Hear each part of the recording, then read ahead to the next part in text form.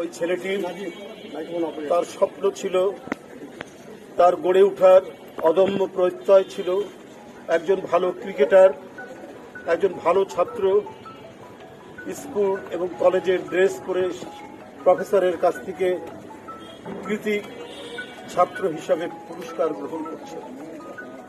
তার তো স্বপ্ন আরো দীর্ঘ, এই দেশকে তার দেওয়ার এক বিরাট সম্ভাবনার অফুরন্ত স্থান থেকে সে এই পৃথিবী থেকে বিদায় নিয়েছে। শুধু স্বাভাবিকভাবে বিদায় নয়, বুকের সব রক্ত ঢেলে দিয়েছে।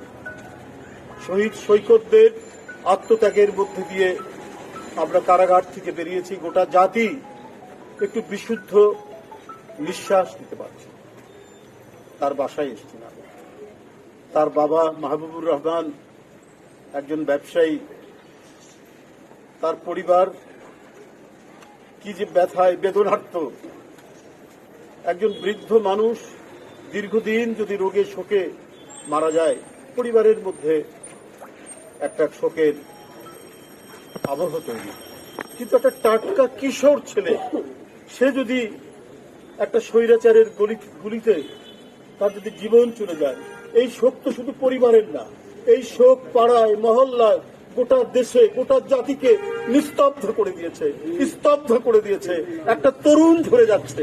শেখ হাসিনা, তোমার এত রক্তের দরকার ছিল? তোমার ওই অবৈধ ক্ষমতাকে ধরে রাখার জন্য এত রক্তের দরকার ছিল? তোমার এত লাশ ফেলার দরকার ছিল? তাও এই বাচ্চাদের লাশ দেখে তুমি আনন্দিত? আজকে তোমার একটি ছবি ভাইরাল হয়েছে, তুমি এখনো হাসতে হাসতে তোমার মেয়ের সাথে দিল্লির কোন একটি রেস্টুরেন্টে খাচ্ছ। কি নির্লজ্জ! তুমি কার প্রতিনিধি ছিলে? তুমি ছিলে সেই সমস্ত বিদেশি প্রভুদের যারা দেশ থেকে নিজেদের কবজায় নিতে চেয়েছে। তাদের তুমি স্বার্থ রক্ষা করেছো বলেই নিজ দেশের এই তরুণ কিশোরদের তাদের রক্ত ঝরাতে তুমি দ্বিধা করো। তার বাবা 25শে আগস্ট মামলা করেছে। 8ই আগস্ট শেখ হাসিনার পতন। পুলিশ সেই মামলা গ্রহণ করে এখনো পর্যন্ত প্রধান আসামি সহ অন্য কাউকে ধরতে পারবে কি করে? এই পুলিশের অধিকাংশ যারা ছিলেন সদস্য, তারা তো ভয়ঙ্কর এক দুরাচারী রক্ত পিপাসু এক সরকারের বশংবদ ছিলেন। আইনের শাসন প্রতিষ্ঠা করার জন্য আইন শৃঙ্খলা বাহিনী, কিন্তু শেখ হাসিনার রক্ত পিপাসু শাসনকে এরা প্রতিষ্ঠিত করেছিল।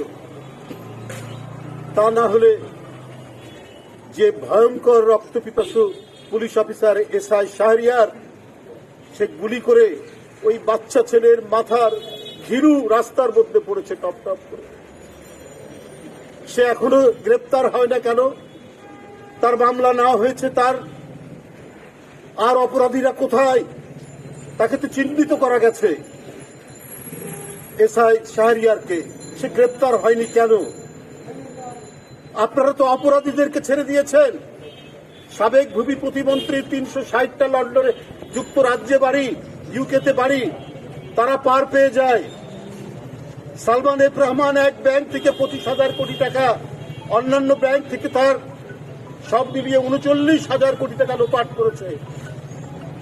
এই অপরাধীদেরকে তো আপনারা পার করে দিয়েছেন, বা তাদেরকে আপনারা ধরেননি শেখ হাসিনা তখন ক্ষমতায়। তারা পার পেয়ে গেছে। তার অন্যান্য ব্যাংকে অনেক ঋণ থাকলে সে আরেকটা ব্যাংক থেকে ঋণ নিতে পারে না, কিন্তু তার পরিবারের অন্যদের নামে তিনি এই ঋণ নিয়েছে। ব্যাংক খেয়ে ফেলেছে, আর্থিক প্রতিষ্ঠানগুলো খেয়ে ফেলেছে, এবং তার নির্দ্বিধায় বাংলাদেশে দাপট দেখিয়েছে। এই আইন শৃঙ্খলা রক্ষাকারী বাহিনী তাদেরকে প্রোটেকশন দিয়েছে, তাদের গাড়ির সামনে হুইসেল বাজিয়েছে। আর এই ধরনের একটি ভয়ঙ্কর হরিলুটের রাজ্য শেখ হাসিনা তৈরি করেছে। সালমান এফ রহমান, তার সাবেক ভূমি প্রতিমন্ত্রী, তার আইনমন্ত্রী, তার স্বরাষ্ট্রমন্ত্রী, একে তার ওবায়দুল কাদের উপহাস করেছে। হাসান মাহমুদ একের পর এক লাশ পড়েছে আর উপহাস করেছে। তাদের আরেক পুলিশ কর্মকর্তা বলেছে যে আমরা গুলি করি পড়ে যায়, ওইখানে এসে আরেকজন দাঁড়ায় তার ঊর্ধ্বতন কর্মকর্তাকে বলছে, সেটাও তো ভাইরাল হয়েছে, আপনারা দেখেছেন। আরেকজন ওসি বলছে তার দারোগাকে, এসআই কে, যে তোরা যদি গুলি না করিস আমি গুলি করব। এই তো হচ্ছে শেখ হাসিনার রাজত্ব। নিজের দেশের কচি বাচ্চাদেরকে যারা রক্ত টেনে নিতে পারে, রক্ত ঝরাতে পারে, তারা কি না করতে পারে। নিজের স্বার্থে তারা গোটা দেশ বিক্রি করে দিতে যাচ্ছিল। এই বাচ্চারা নিজের জীবন দিয়ে, এই কিশোররা নিজের জীবন দিয়ে আমার স্বাধীনতাকে রক্ষা করেছে, আমার সার্বভৌমত্বকে রক্ষা করেছে, এই দেশটাকে রক্ষা করেছে। আমি আল্লাহর কাছে কায়মান বাক্যে প্রার্থনা করছি, মোনাজাত করছি, আল্লাহ তুমি এদের আত্মদানের মধ্যে দিয়ে এই জাতিকে যেমন রক্ষা করেছো, আল্লাহ এদেরকে তুমি বেহেশত নসিব করো, তুমি নিশ্চয়ই তাদেরকে তুমি। কেন আজকে এটা সৃষ্টি হয়েছে? ওরা মনে করতো এই ব্যাংকে কার টাকা থাকে, জনগণের টাকা, ওটাকে সালমান এফ রহমান নেওয়ার ক্ষমতা রাখে, নিতে পারে না, কিন্তু ওরা পারত। ওরা মনে করতো জনগণ তার মানে কষ্টার্জিত টাকা ব্যাংকে রাখবে, আর লোপাট করবে আওয়ামী লীগের মন্ত্রীরা, লোপাট করবে আওয়ামী লীগের নেতারা। ওরা বিদেশে 360টার মতো বাড়ি করবে, নানা দেশে নানা বাড়ি করবে, সেকেন্ড হোম বানাবে। ওরা সুখে শান্তিতে তারা বিদেশেও বাড়ি থাকবে, আর দেশ থেকে তারা লুট করবে। আর যদি জনগণের আওয়াজ হয়, যদি জনগণের গণতন্ত্রের পক্ষে যদি আওয়াজ হয়, তাহলে তাদেরকে কি বলতো? আপনাদের মনে আছে মাইনুদ্দিন খান বাদল প্রকাশ্যে পার্লামেন্টে বলেছে যে আন্দোলনকারী যারা গণতন্ত্রের কথা বলে ওই সমস্ত বিরোধী দলের পায়ে গুলি করবেন। প্রথমে কার উদ্দেশ্যে বলছে? আইন শৃঙ্খলা বাহিনী আর আওয়ামী লীগের, যুবলীগ, ছাত্রলীগ। প্রথমে পায়ে গুলি করবেন, তারপরে বুকে গুলি করবেন। তারা সেইটাই প্রতিষ্ঠা করতে গিয়েছে, তারা সেইটাই এই আন্দোলনের মধ্যে তারা পরীক্ষা করে দেখেছে যে এটা কি হতে পারে। কিন্তু এই দেশে ওরা মনে করেছে 15 বছর তো টিকে গেছি, আর কি, সব তো আমাদের, যা বলবো যা করব তাই হবে। গণতান্ত্রিক শক্তি আর আওয়াজ করবে কে? বেগম জিয়ার লোয়ার কোর্টে 5 বছর জেল দিয়েছে, আমরা সেটাকে 10 বছর বাড়িয়ে দিয়েছি। কারণ আদালত তাদের কাছে নতজানু, লোয়ার কোর্ট তাদের কাছে নতজানু, পুলিশ তাদের কাছে নতজানু, আপনার প্রসিকিউশন তাদের কাছে নতজানি। শেখ হাসিনার আর পায় কে? কিন্তু এর ভিতরে আর উপরে তো আল্লাহ সব দেখছে, বলছে তুই কত বাড়বি। জনগণ যে ভিতরে ফুঁসে উঠছে, জনগণ যে চরম প্রতিশোধ দিতে পারে অন্যায়ের বিরুদ্ধে, সেইটা শেখ হাসিনা এবং তার দল, তার ফ্যাসিস্ট, এরা আজকে দেখেছে যে কি অবস্থা।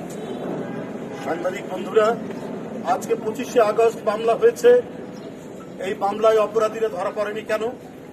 ইন্টারন্যাশনাল ক্রিমিনাল কোর্ট, আন্তর্জাতিক অপরাধী আদালত, অপরাধ আদালত, তাদের কাছে যাওয়ার কথা।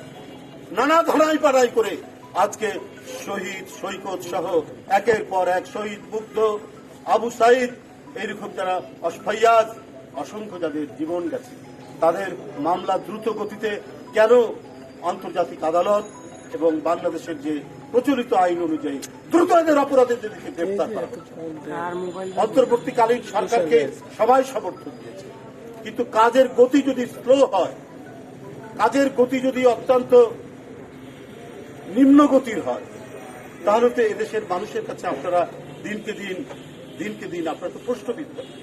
আপনারা একটা বিপ্লবী সরকার, এই কিশোর বাচ্চাদের আত্মদানের মধ্যে দিয়ে যে বিপ্লব, পৃথিবী কাঁপানো বিপ্লব যেটা হলো 5ই আগস্ট, আপনার তার সরকার। ওই সমস্ত অপরাধীরা ঘুরে বেড়ায়, তারা পিকনিক করে, তারা লাঠি মিছিল করে, আর আপনার সরকার যদি এটা নিশ্চুপ থাকে, আর সবাই যদি মানে জনগণকে যদি সব সময় তারা যদি শুধু উপদেশ দিতে থাকেন, তাহলে তো এইটা হতে পারে না। ডক্টর ইউনূস, তার যে ইউনূস গুডউইল বলে একটি কথা আছে, একটা ফ্রেজ তৈরি হয়েছে, তো ইউনূস গুডউইলের আমরা প্রতিফলন দেখতে চাই। সেই প্রতিফলন শুধু আন্তর্জাতিক দাতা সংস্থা থেকে নয়, দেশের মধ্যে সুশাসন, আইনের শাসন এবং ভয়ঙ্কর জুলাই যে নারকীয় গণহত্যা হয়েছে এই স্কুল, কলেজ এবং ইউনিভার্সিটির ছাত্রদের উপর, তাদেরকে যে হত্যা করা হয়েছে, সেই অপরাধীদেরকে গ্রেপ্তার এবং বিচারের নিশ্চয়তা দান না করলে অন্তর্বর্তীকালীন সরকারের তাদের যে বিপ্লবী ভূমিকা সেটা মানুষের কাছে ম্লান হয়ে যাবে। আমি অতীত প্রশাসনের সাথে আমি কথা বলবো, কথা বলবো বলে আমি আমার ছেলে সরাসরি পুলিশ এবং পুলিশের অলরেডি ছবি টবি সব কিছু আইসে করছে। এছাড়া শাহরিয়া রায়ের বাজার পুলিশ বাড়ির ইন্সপেক্টর ছিলেন,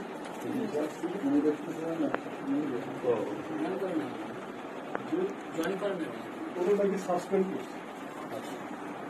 এগুলো পেপার পত্রিকা বা বিভিন্ন আকাশপত্র সাসপেন্ড করছে পাচ্ছে ওর ঠিকানা পুলিশকে জানানো এদের জন্য পুলিশের দোষকে কিভাবে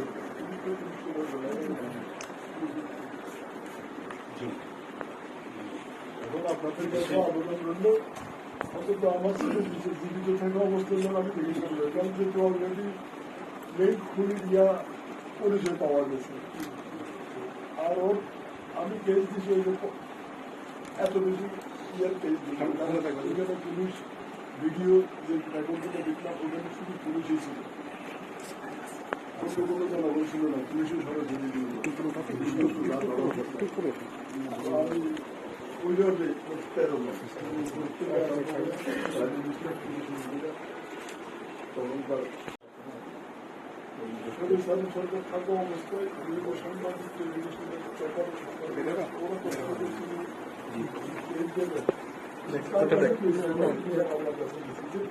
তার বিরুদ্ধে কেস দিয়ে আমার লাভ এরপরে তত্ত্বাবধায়ক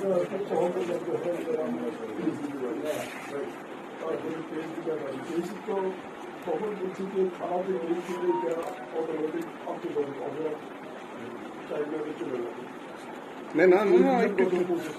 কেস দিতে যাই অন্তত 8 ঘন্টা থানাতে বহু রকমের কেসের এখনো কোনো অবরোধ কিছুই করা এই যে আন্তর্জাতিক আদালতের জন্য নাকি এই অবস্থায় ফিরে গেল তখন 24 ঘন্টা পরে কেস দেওয়া 24 ঘন্টা ধরে আন্তর্জাতিক আদালতে অটোমেটিক চলে যাবে, পাচ্ছে